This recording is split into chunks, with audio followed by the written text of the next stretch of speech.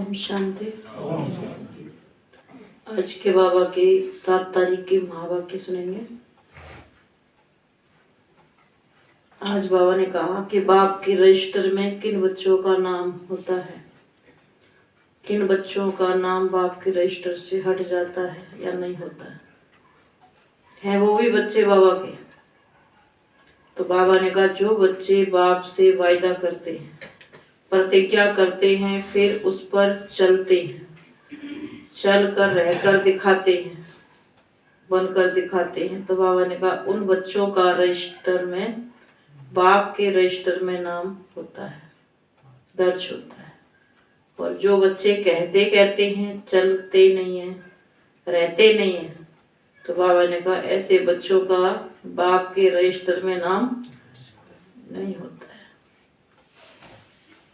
भक्ति मार्ग में भी सुनते हैं कि भगवान किसको देखता है, किसको नहीं देखता है, कौन भगवान को देखता है। तो जो बनते हैं उनको भगवान देखता है, और जो नहीं बनते वो भगवान को देखते हैं, ढूंढते हैं, और जो बनते हैं उनको भगवान ढूंढता है।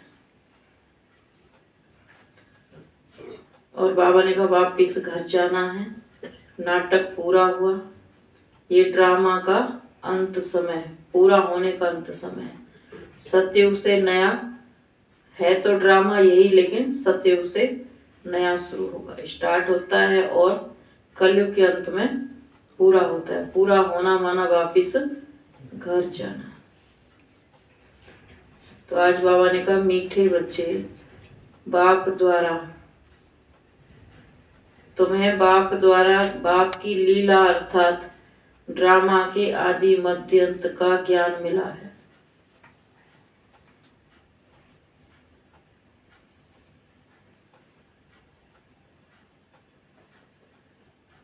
तुम्हें बाप द्वारा बाप की लीला अर्थात ड्रामा के आदि मध्य अंत का ज्ञान मिला है। तुम जानते हो अब यह नाटक पूरा होता है, हम घर जाते हैं।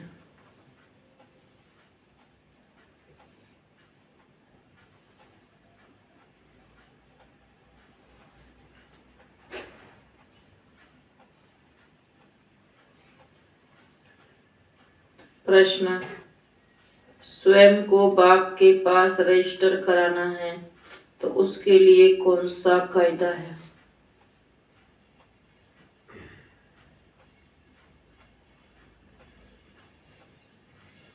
बाबा ने कहा उत्तर में, बाप के पास रजिस्टर होने के लिए पहला बाप पर पूरा पूरा बलि चढ़ना पड़ता है।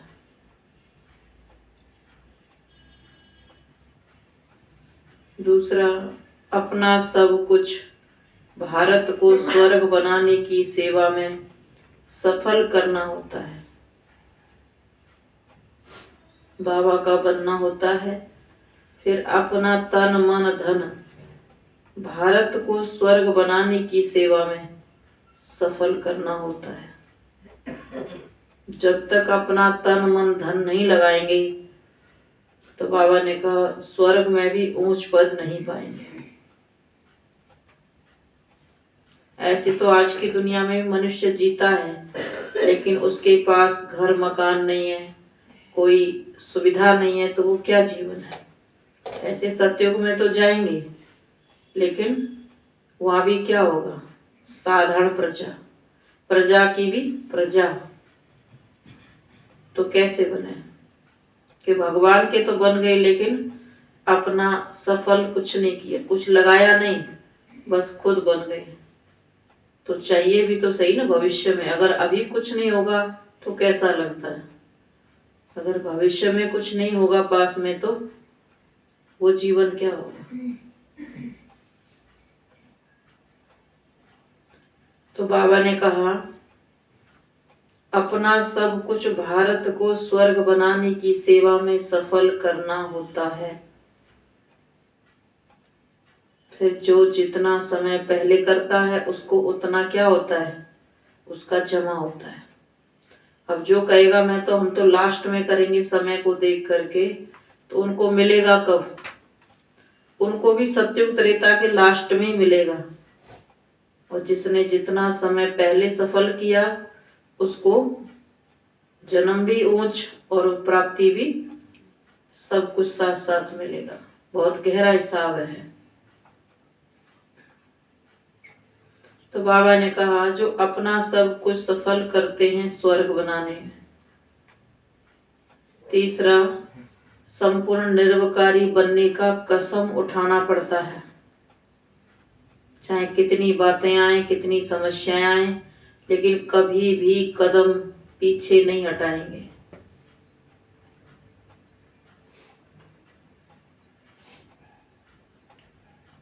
दुनिया में भी कहते हैं ना, भारत की सेवा में जो लगे हुए हैं वो भी क्या कहते हैं कि मरेंगे मिटेंगे लेकिन कदम पीछे नहीं हटाएंगे, कुर्बान जाएंगे।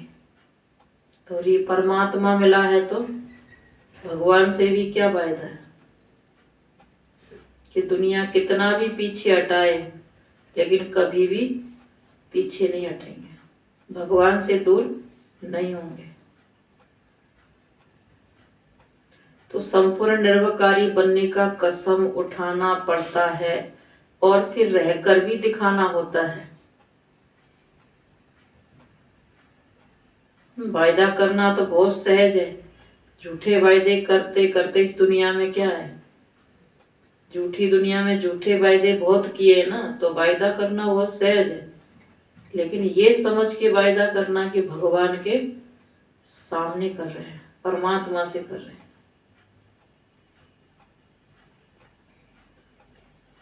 तो रहकर भी दिखाना होता है। ऐसे बच्चों का नाम ऑलमाइटी गवर्नमेंट के रजिस्टर में आ जाता है कि इन्होंने जो प्रतिज्ञा की थी वो ऐसा बनकर दिखाया, ऐसा करके दिखाया। उनका रजिस्टर भगवान के रजिस्टर में, ऑलमाइटी के रजिस्टर में नाम आ जाता है। उन्हें नशा रहता है कि हम भारत को स्वर्ग व राजस्थान बना रहे हैं, हम भारत की सेवा के लिए बाप पर बलि चढ़ते हैं। ये दुनिया जो नरक बन गई है इसको स्वर्ग बनाने के लिए, बुराइयों से आजाद करने के लिए इस परमात्मा पर हम क्या होते हैं, बलि चढ़ते हैं। गीत ओम नमो शिवाय। ओम शांति। जिसकी महिमा में ये गीत है वही बैठकर अपने बच्चों की महिमा सुनाते हैं, जिसको लीला भी कहा जाता है। लीला कहा जाता है नाटक को, और महिमा होती है गुणवान की। तो उनकी महिमा सबसे न्यारी है। मनुष्य तो जानते नहीं है, बच्चे जानते हैं कि उस परम पिता परमात्मा का ही इतना गायन है, जिसकी शिव जयंती भी अब नजदीक है। शिव जयंती के लिए गीत अच्छा है। तुम बच्चे, बाबा ने कहा शिव जयंती के लिए गीत अच्छा है, तुम बच्चे उसकी लीला को और उनकी महिमा को जानते हो। बरोबर ये लीला है, इसको नाटक ड्रामा भी कहा जाता है। बाप कहते हैं कि देवताओं से भी मेरी लीला न्यारी है। हरेक की अलग अलग लीला होती है। जैसे गवर्नमेंट में प्रेसिडेंट का, मिनिस्टर का मर्तबा अलग अलग है ना। अगर परमात्मा सर्वव्यापी होता तो सबकी एक एक्ट हो जाती। सर्वव्यापी कहने से ही भूख मरे हैं। कोई भी मनुष्य न बाप को न बाप की अपरंपार महिमा को जानते हैं।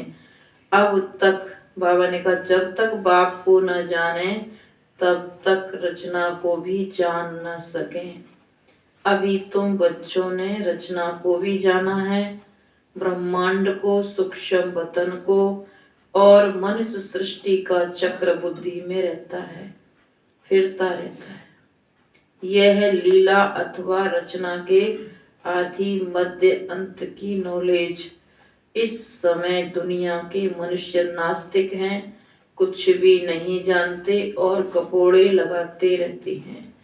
साधु लोग भी कॉन्फ्रेंस आदि करते रहते हैं, विचारों को ये पता नहीं है कि अब ये नाटक पूरा होता है, अभी कुछ टच होता है, जबकि नाटक पूरा होने को आया है।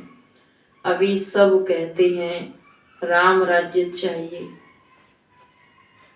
क्रिश्चियन के राज्य में ऐसे नहीं कहते कि नया भारत हो, अभी बहुत दुख है, तो सभी आवाज करते हैं कि हे प्रभु दुख से छुड़ाओ। कलयुग में अंत में जरूर जास्ती दुख होगा, दिन प्रतिदिन दुख वृद्धि को प्राप्त होता जाएगा। बाबा ने कहा जो अभी देख रहे हैं ये दुख दुख नहीं है, और भी अति दुख आना है। वह समझते हैं सभी अपना अपना राज्य करने लग पड़ेंगे, परंतु ये विनाश तो होना ही है, यह कोई जानते नहीं है। तुम बच्चों को कितना खुशी में रहना चाहिए। तुम किसको भी कह सकते हो कि बेहद का बाप स्वर्ग रचता है, तो बच्चों को भी स्वर्ग की बादशाही होनी चाहिए। भारतवासी खास इसलिए याद करते हैं, भक्ति करते हैं, भगवान से मिलने चाहते हैं, श्री कृष्णपुरी में जाना चाहते हैं, जिसको ही स्वर्ग कहते हैं, परंतु यह नहीं जानते कि सतयुग में ही श्री कृष्ण का राज्य था। फिर अभी यह कलयुग पूरा होगा, सतयुग आएगा, तब फिर श्री कृष्ण का राज्य होगा। यह तो सभी जानते हैं कि सिर्फ परमात्मा की सभी संतान हैं। फिर परमात्मा ने नई सृष्टि रची होगी तो जरूर ब्रह्मा के मुख द्वारा रची होगी। ब्रह्मा मुख वंशावली तो जरूर ब्राह्मण कुल भूषण होंगे। वह समय भी संगम का होगा। संगम है कल्याणकारी युग, जब परमात्मा ने बैठ राजयोग सिखाया होगा। अभी हम हैं ब्रह्मा मुख वंशावली ब्राह्मण, बाकी तुम कहेंगे कि हम कैसे माने कि ब्रह्मा के तन में परमात्मा आकर राजयोग सिखलाते हैं। तुम भी ब्रह्मा मुख वंशावली वन राजयोग सीखो तो आपे ही तुमको भी अनुभव हो जाएगा। इसमें बनावट की व अंधश्रद्धा की कोई बात नहीं है। अंधश्रद्धा तो सारी दुनिया में है, इसमें भी खास भारत में गुड़ियाओं की पूजा बहुत होती है। आइडल प्रस्त भारत को कहा जाता है। ब्रह्मा को कितनी भुजाएं देते हैं, यहाँ पर कितनी पूजा देवी देवताओं की होती है। बाबा ने कहा भारत में ब्रह्मा को भी कितनी भुजाएं देते हैं। अभी यह कैसे हो सकता है? हाँ, ब्रह्मा के बहुत बच्चे हैं। भुजाएं माना सहयोगी, बहुत बच्चे हैं। जैसे विष्णु को 4 भुजाएं दिखाई हैं, 2 लक्ष्मी की, 2 नारायण की, वैसे ब्रह्मा के भी इतने बच्चे होंगे। समझो 4 करोड़ बच्चे हों तो ब्रह्मा की 8 करोड़ भुजाएं हो जाएं। परंतु ऐसे नहीं है, बाकी प्रजा तो जरूर होगी। यह भी ड्रामा में नोट है।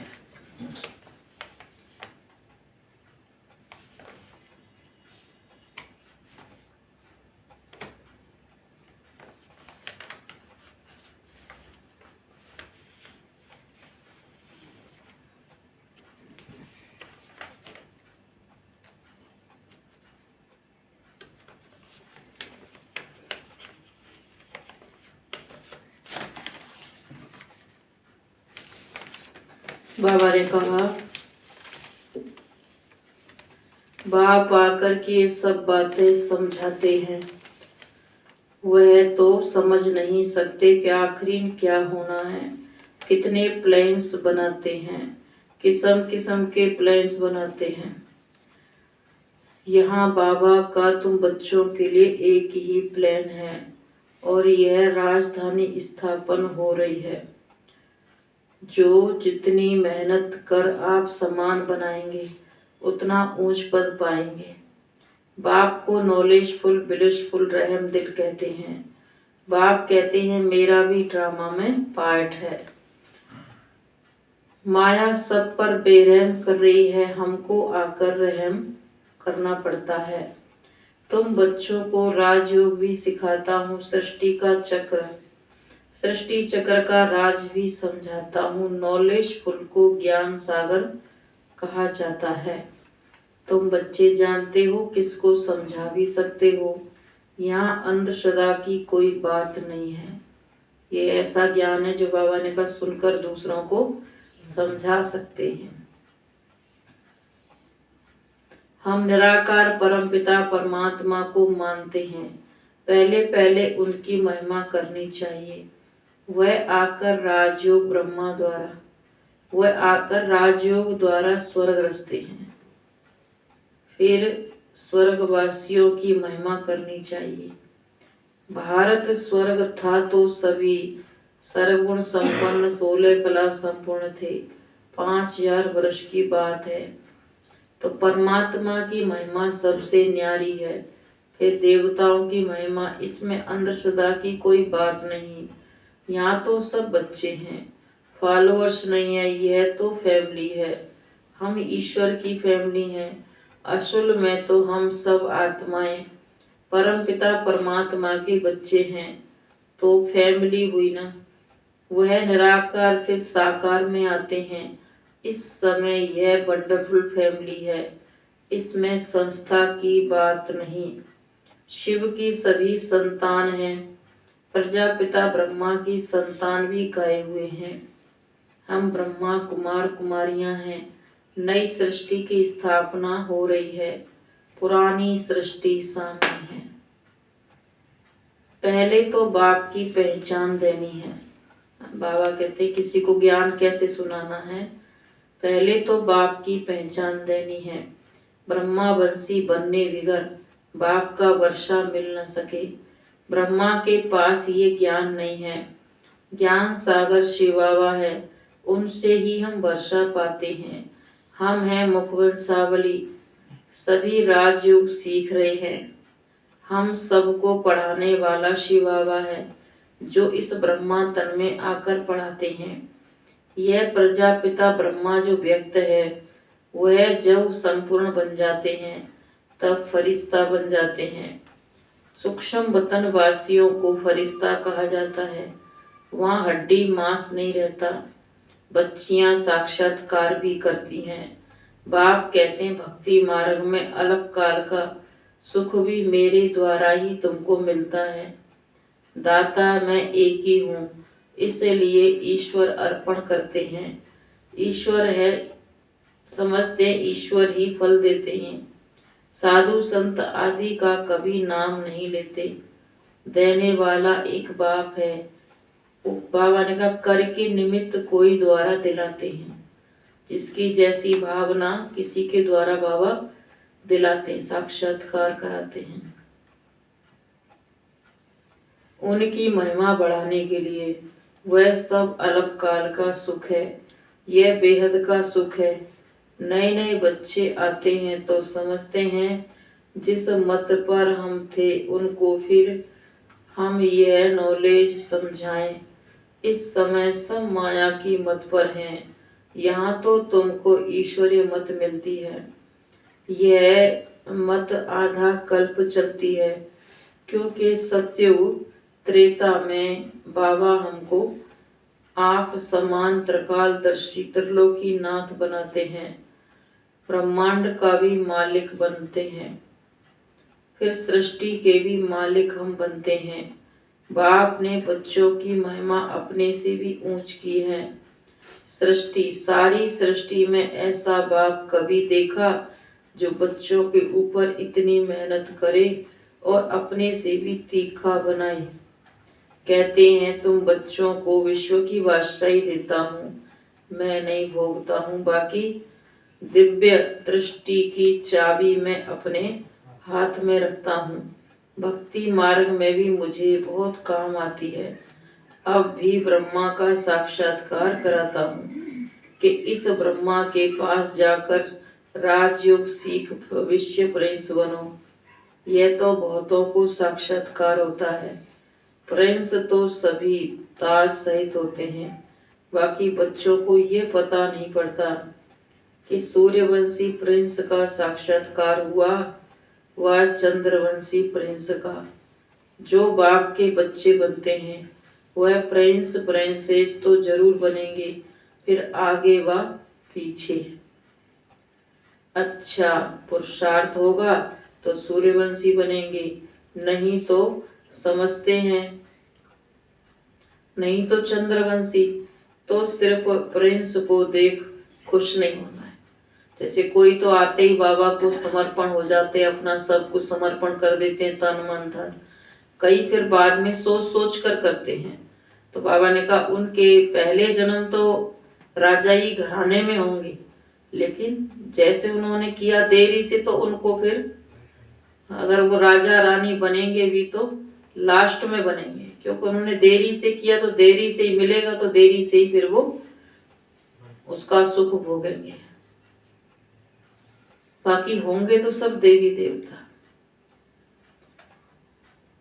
भक्ति मार्ग में भी मुझे बहुत काम आते। बाबा ने कहा सारी सृष्टि में ऐसा कभी बाप ने देखा जो बच्चों के ऊपर इतनी मेहनत करे, अपने से भी तीखा बनाए। तो कहते हैं तुम बच्चों को मैं बादशाही देता हूँ, बाकी मैं नहीं भोगता।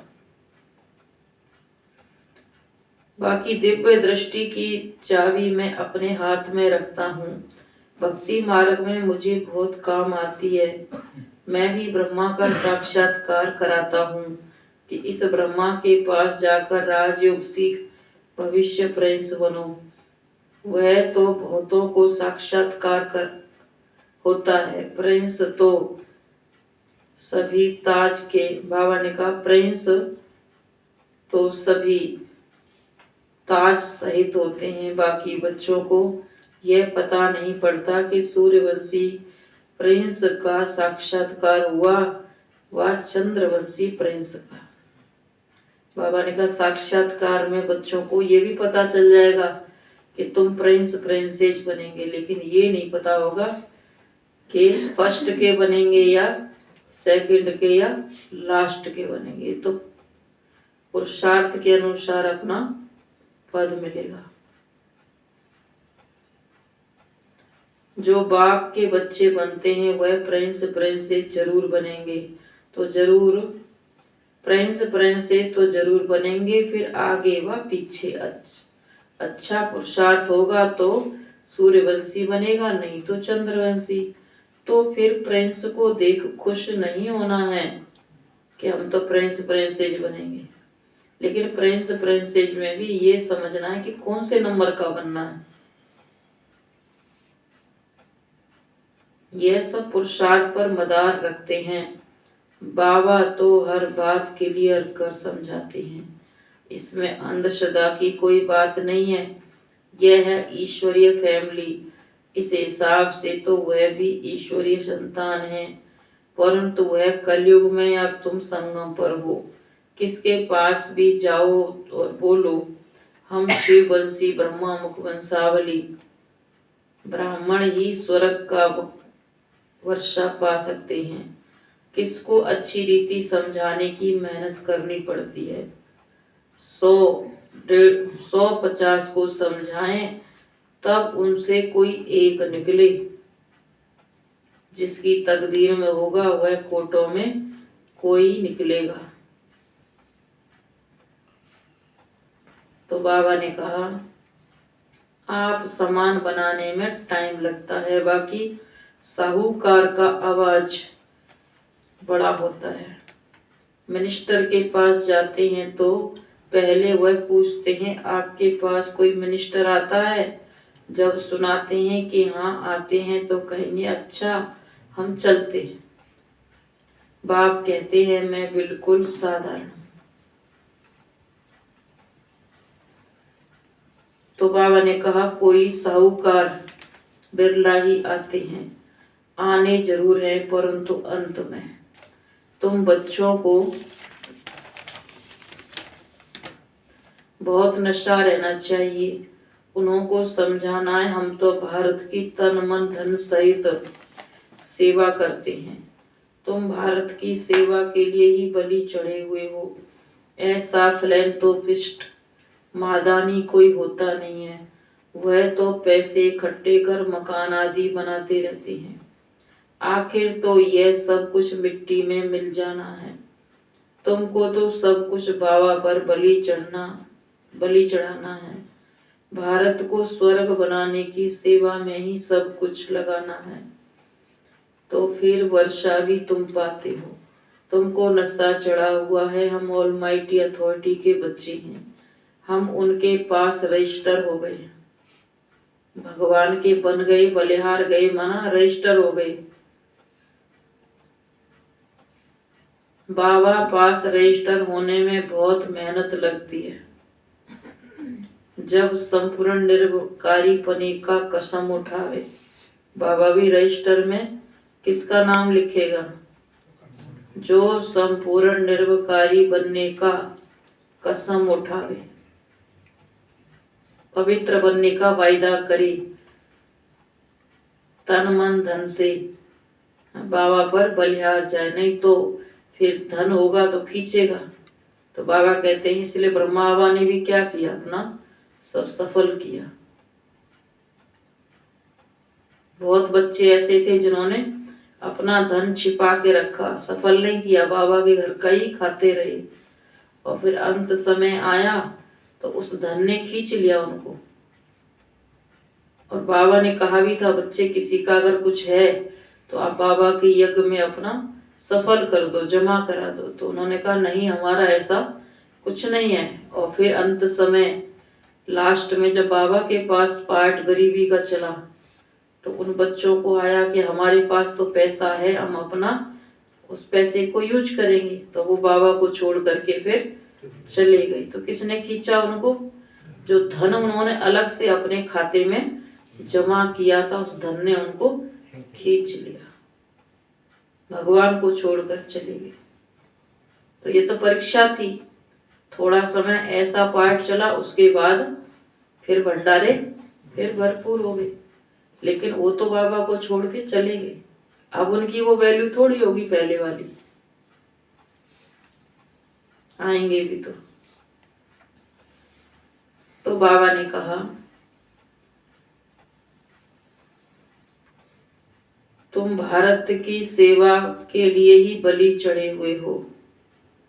तो उनको समझाना पड़ता है कि भारत की सेवा में तन मन धन से सेवा करते हैं। कहते हैं ना, यहाँ कौन करता है, कहाँ से सहयोग आता है? तो उनको समझाना है कि हम अपने ही तन मन धन से इस भारत की स्वर्ग बनाने की सेवा करते हैं। तुम भारत की सेवा के लिए बलि चढ़े हुए हो। तो ऐसा फिलैंथ्रोपिस्ट, बाबा ने कहा महादानी बनना है तो पक्का, कच्चा सौदा नहीं करना। वह तो पैसे इकट्ठे कर मकान आदि बनाते रहते हैं। आखिर तो यह सब कुछ मिट्टी में मिल जाना है। तुमको तो सब कुछ बाबा पर बलि चढ़ाना है। भारत को स्वर्ग बनाने की सेवा में ही सब कुछ लगाना है। तो फिर वर्षा भी तुम ही पाते हो। तुमको नशा चढ़ा हुआ है। हम ऑलमाइटी अथॉरिटी के बच्चे हैं। हम उनके पास रजिस्टर हो गए। बाबा पास रजिस्टर होने में बहुत मेहनत लगती है। जब संपूर्ण निर्विकारी पने का कसम उठावे और रहकर भी दिखावे, क्योंकि परीक्षाएं तो होंगी ना, अभिमान आएगा मेरे पास ये है वो है। जब सोचेंगे मैंने तो सब बाबा को अर्पण कर दिया, तब बुद्धि में ज्ञान चलेगा। पहले तो अभिमान की बातें आती हैं अगर अपने पास कुछ होता है। जब समझते हैं मेरे पास कुछ नहीं है, सब भगवान को अर्पण कर दिया, फिर ज्ञान की बातें बुद्धि में चलती हैं।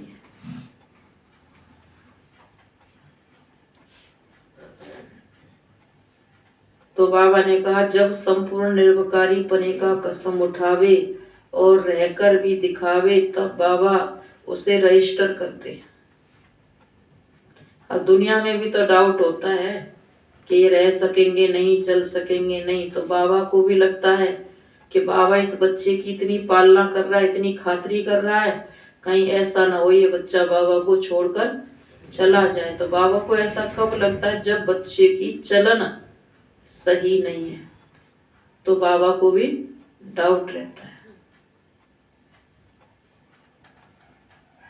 बच्चों को बहुत नशा रहना चाहिए कि हम भारत को स्वर्ग व राजस्थान बना रहे हैं, तब उस पर राज्य करेंगे। अच्छा मीठे मीठे सिकी लदे बच्चों प्रति माता पिता बाप दादा का याद प्यार गुड मॉर्निंग। रूहानी बाप की रूहानी बच्चों को नमस्ते। हम रूहानी बच्चों की रूहानी माता पिता बाप दादा को गुड मॉर्निंग और नमस्ते नमस्ते बाबा। धारणा के लिए मुख्य सार है, हम ईश्वरीय संतान एक ईश्वर की फैमिली के हैं।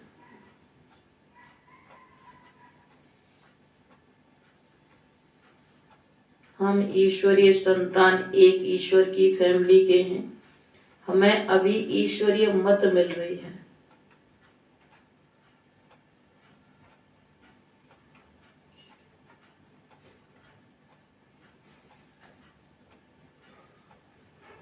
इस रूहानी नशे में रहना है।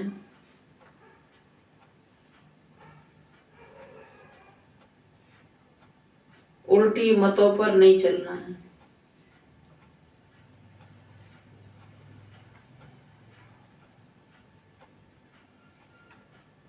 दूसरी पॉइंट है, भारत की सेवा के लिए ब्रह्मा बाप के समान पूरा पूरा बलि चढ़ना है।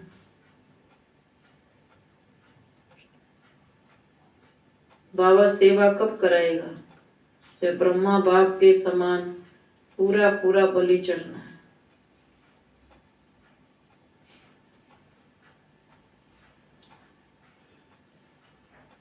जैसे ब्रह्मा बाबा ने सब कुछ सफल किया, तो धीरे धीरे करके सारे गुण बाबा के अंदर प्रैक्टिकल जीवन में आते गए। तन मन धन भारत को स्वर्ग बनाने की सेवा में सफल करना है। पूरा पूरा फिलैंथ्रोपिस्ट बनना है। पूरा पूरा दानी बनना है।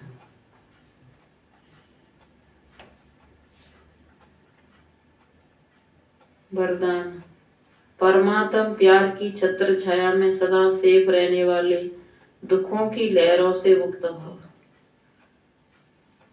परमात्मा प्यार की छत्र छाया में सदा सेफ रहने वाले, दुखों की लहरों से मुक्त भव।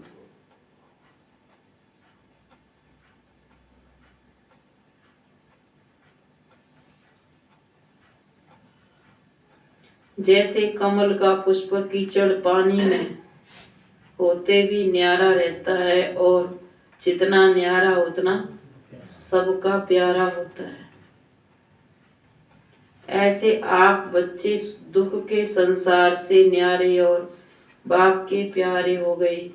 यह है परमात्मा प्यार छत्र छाया बन जाता है, और जिसके ऊपर छत्र परमात्मा छत्र छाया है, उसका कोई क्या कर सकता है? कहते हैं गिराने वाले से बचाने वाला बड़ा है। तो गिराने वाला कितना गिराएगा, कहाँ तक गिराएगा? एक दिन तो हिम्मत हार ही जाएगा, क्योंकि बचाने वाला कौन है? सर्वशक्तिवान है। गिराने वाला 2 भुजा वाला होगा, और बचाने वाला हजारों भुजाओं वाला है। तो उसको उसकी शक्ति का अंदाज नहीं है। गिराने वाले को बचाने वाले की शक्ति का अंदाज नहीं है। लेकिन जो बचने वाला है, उसको भी तो परमात्मा पर पूरा निश्चय चाहिए, तब बच सकता है। अगर हिम्मतहीन हो गया तो बच नहीं सकते फिर। तो बाबा ने कहा, ऐसे आप बच्चे दुख के संसार से न्यारे और बाप के प्यारे हो गए। यह परमात्म प्यार छत्र छाया बन जाता है, और जिसके ऊपर परमात्म छत्र छाया है, उसका कोई क्या कर सकता है? इसलिए फकुर में रहो कि हम परमात्म छत्र छाया में रहने वाले हैं। दुख की लहर हमें स्पर्श भी नहीं कर सकती। दुख की लहर हमें स्पर्श नहीं कर सकती। स्लोगन, जो अपने चरित्र जो अपने श्रेष्ठ चरित्र द्वारा बाप दादा तथा ब्राह्मण कुल का नाम रोशन करते हैं वही कुल दीपक है। जो अपने श्रेष्ठ चरित्र द्वारा बाप दादा तथा ब्राह्मण कुल का नाम रोशन करते हैं वही कुल दीपक है।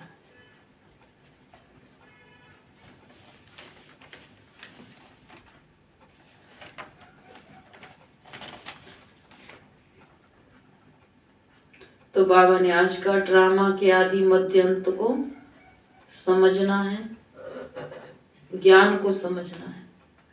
अब नाटक पूरा होता है, अब वापिस घर जाना है, तो घर जाने की तैयारी करनी है, क्योंकि ये जब तक कोई कहने वाला नहीं होता तब तक तैयारी नहीं करते।